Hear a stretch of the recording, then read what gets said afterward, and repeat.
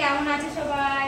তো দেখো আমি অনেকদিন ধরে বলেছি তোমাদেরকে যে ঠাকুরঘর উদ্বোধন হবে, তো কবে হবে তোমাদেরকে দেখাবো। তো আজকে আমাদের ঠাকুরঘর উদ্বোধন হতে চলেছে। দেখো সব ঠাকুরদের সাজিয়েছি। এই বেদিটায় ঠাকুর সাজাতে আমরা 3-4 জন মানুষ হিমশিম খেয়ে গেছি, মানে এতটা কষ্ট হয়েছে, কোথায় কোন ঠাকুর রাখবো কিছুতেই বুঝতে পারছি না। অবশেষে আমাদের কমপ্লিট হলো। তো কেমন হয়েছে সাজানো তোমরা কমেন্ট করে জানাবে। ভেবেছিলাম অনেক বড় করে একটা অনুষ্ঠান হবে গৃহপ্রবেশ, কিন্তু সেটা সম্ভব হয়নি কিছু কারণের জন্য।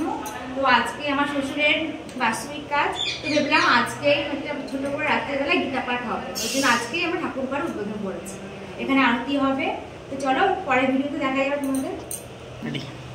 তো চলো পরের ভিডিওটা তোমাদের সাথে পরে শেয়ার করবো।